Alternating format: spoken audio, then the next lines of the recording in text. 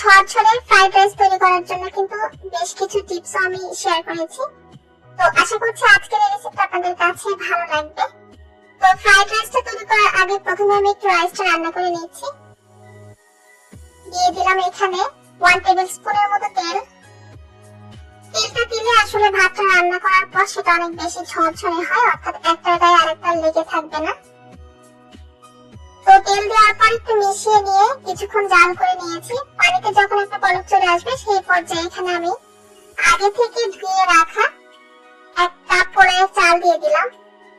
Fried rice তৈরিতে এখানে আমি সুগন্ধি কালিজিরা চালটা ইউজ করেছি, তবে আপনারা চাইলে এখানে কালিজিরা চালের পরিবর্তে বাসমতি চালটাও কিন্তু দিতে পারেন। আর এই ভাতটা রান্না করার সময় অবশ্যই চেষ্টা করবেন একটু পরিমাণে বেশি পানি দিয়ে তারপর ভাতটা রান্না করে নিতে, তাহলেও কিন্তু ভাতটা অনেক বেশি ঝরঝরে হয়। আর ভাতটা রান্না করার সময় আরেকটা বিষয় খেয়াল রাখতে হবে, সেটা যেন অতিরিক্ত সেদ্ধ না হয়, অর্থাৎ এখানে 95% এর মতো একটু রান্না করে নিলে হয়ে যাবে। তো ভাতটা আমার রান্না করা হয়ে গিয়েছে। এরপর পানি ঝরিয়ে নিয়ে এই ধরনের ছড়ানো একটা ট্রেতে আমি ভাতটা ঢেলে নিচ্ছি।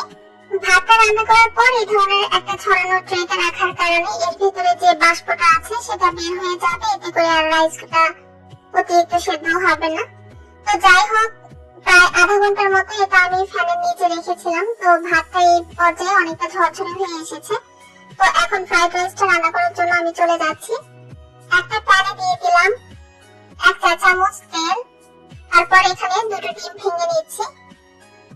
ডিম দুটো ভেঙে নেওয়ার পর সামান্য পরিমাণে লবণ দিয়ে দিলাম। তারপর দিয়ে দিলাম এখানে 1/4 চা চামচের মতো গোলমরিচের গুঁড়ো। এখন আমি এগ স্ক্রাম্বলটা তৈরি করে নিচ্ছি। আর চুলার আঁচটা কিন্তু এই পর্যায়ে মিডিয়াম থেকে কমানো আছে। তো এগ স্ক্রাম্বলটা আমার তৈরি করা হয়ে গিয়েছে।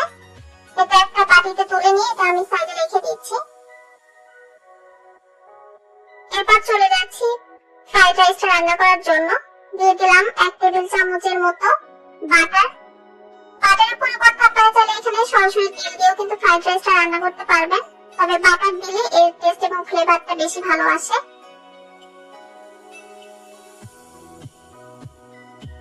তারপর দিয়ে দিলাম এখানে 1/2 কাপ গাজর। গাজরটাকে এভাবে আমি একটু লম্বা লম্বা ভাবে কেটে নিয়েছি। যে সবজিগুলো একটু সেদ্ধ হতে সময় লাগে চেষ্টা করবেন সেই সবজিগুলো প্রথম দিকে দিতে। 1 মিনিটের মতো গাজরটা ভেজে নেওয়ার পর দিয়ে দিলাম মটরশুঁটি। মটরশুঁটিটা দিয়ে দেওয়ার পর প্রায় 40 থেকে 50 সেকেন্ডের মতো এটা আমি ভেজে নিচ্ছি। তারপর দিয়ে দিলাম 1/2 কাপ বাঁধাকপি। বাঁধাকপিটাকে আমি লম্বা লম্বা ভাবে একটু কেটে নিয়েছি। চুলার আঁচটা এই পর্যায়ে কিন্তু মিডিয়াম থেকে বাড়ানো আছে, কারণ চুলার আঁচটা কমে রাখলে কিন্তু সেক্ষেত্রে সবজিগুলো তাড়াতাড়ি সেদ্ধ হয়ে যাবে, কারণ এখানে সবজিগুলোকে পুরোপুরি সেদ্ধ করা যাবে না। তো দিয়ে দিলাম এখানে 1/2 চা চামচের মতো রসুন কুচি, 4টা থেকে 5টার মতো কাঁচা মরিচ ফালি করে কেটে নিয়েছি সেটা। তারপর সবকিছু আবারও 1 থেকে 1.5 মিনিটের মতো একটু ভেজে নিচ্ছি। সবজিগুলোকে ভেজে নেওয়ার পর দিয়ে দিচ্ছি রাইসটা। আচ্ছা, ফ্রাইড রাইস তৈরিতে এখানে আমি যে সবজিগুলো দিয়েছি আপনাদের যে হুবহু সেই ধরনের সবজি দিতে হবে এমনটা কিন্তু না। আপনারা চাইলে আপনাদের পছন্দ মতো অন্য কোনো সবজি যেমন ফুলকপি, ব্রকলি এগুলো কিন্তু ইউজ করতে পারবেন, সমস্যা হবে না। তো ভাতটা দিয়ে দেওয়ার পর সমস্ত সবজির সঙ্গে ভালোভাবে একটু নেড়ে চেড়ে মিশিয়ে এবং 1 মিনিট থেকে 2 মিনিটের মতো ভেজে নিয়েছি। তারপর দিয়ে দিচ্ছি স্বাদ মতো লবণ, 1/2 চা চামচের মতো গোলমরিচের গুঁড়ো। সয়া সস দিয়ে দিলাম এখানে 1 টেবিল চামচ। চিলি সস দিয়ে দিচ্ছি 1 টেবিল চামচ। টমেটো সস দিয়ে দিলাম এখানে 1 টেবিল চামচ। সসগুলো দিয়ে দেওয়ার পর এখন সবকিছু একটু ভালোভাবে মিশিয়ে নিচ্ছি।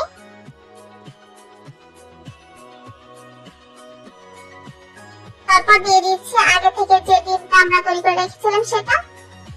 এগ স্ক্রাম্বলটা দিয়ে দেওয়ার পর আবার সবকিছু ভালোভাবে একটু মিশিয়ে নিচ্ছি। তো ফ্রাইড রাইসটা কিন্তু আমার একদম শেষের দিকে। চুলা থেকে এটা নামানোর আগে দিয়ে দিলাম 1/4 কাপ পেঁয়াজ কলি। পেঁয়াজগুলিতে দিয়ে দেওয়ার পর আরো 1 থেকে 2 মিনিটের মতো চুলার উপর একটু নেড়ে চেড়ে মিশিয়ে তারপর এটা আমি চুলা থেকে নামিয়ে নিব। তো ফ্রাইড রাইসটা আমার রান্না করা হয়ে গিয়েছে। এখন এটা আমি চুলা থেকে নামিয়ে তারপর চলে যাচ্ছি সরাসরি পরিবেশনে।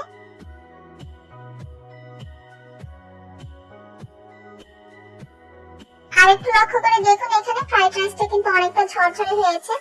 আসলে ভাতটা ঝরঝরে করে রান্না করলে ফ্রাইড রাইসটা এমনিতেই অনেক বেশি ঝরঝরে হয়। চেষ্টা করেছি খুব সহজ ভাবে বাংলাদেশি রেস্টুরেন্ট স্টাইলে চাইনিজ